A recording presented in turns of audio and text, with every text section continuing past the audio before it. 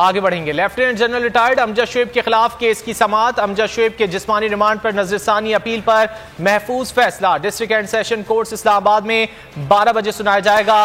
دفعہ 505 کے تحت یہ مقدمہ بنتا ہی نہیں، وکیل امجد شعیب کی جانب سے کہا گیا۔ پروسیکیوٹر کی امجد شعیب کو کیس سے ڈسچارج کرنے کی مخالفت۔ لیفٹیننٹ جنرل ریٹائرڈ امجد شعیب کے خلاف کیس کی سماعت۔ امجد شعیب کے جسمانی ریمانڈ پر نظر ثانی اپیل پر محفوظ فیصلہ ڈسٹرکٹ اینڈ سیشن کورٹ اسلام آباد میں 12 بجے سنایا جائے گا۔ تفصیلات جان لیتے ہیں بول نیوز کے نمائندے احتشام علی عباسی سے۔ احتشام، کیا تفصیلات ہیں؟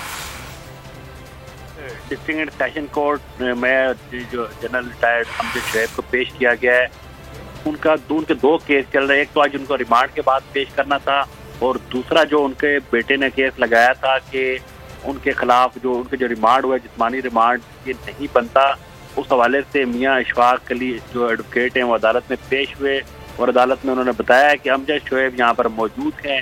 خود انہوں نے پروگرام میں بات کی ہے، وہ خود اس چیز کو مان بھی رہے ہیں، تو اس کے باوجود ان کے فوٹوگرامیٹک ٹیسٹ کروائے گئے اور ان کو لاہور لے کے جایا گیا، اور پھر دوبارہ سے آج جو ہے جسمانی ریمانڈ مانگا جائے گا۔ اس حوالے سے عدالت کو وکیل نے استدعا کی کہ اس کیس سے امجد شعیب کو ڈسچارج کیا جائے۔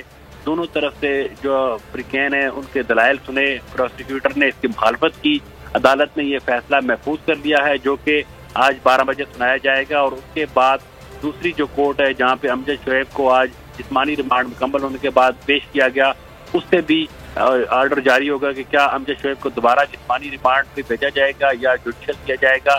اس حوالے سے جو خبر آئے گی جو عدالت سے، وہ 12 بجے کے بعد جو فیصلہ، ٹھیک ہے، 12 بجے فیصلہ سنایا جائے گا۔ احتشام ساتھ ہی رہے گا، یہ بھی بتائے گا شیخ رشید کے خلاف کیس میں فرد جرم عائد نہ ہو سکی، مزید کیا پیش رفت ہوئی؟ خلاف جو اداروں کے خلاف حراسائی اور بغاوت کا جو کیس تھا، اس حوالے سے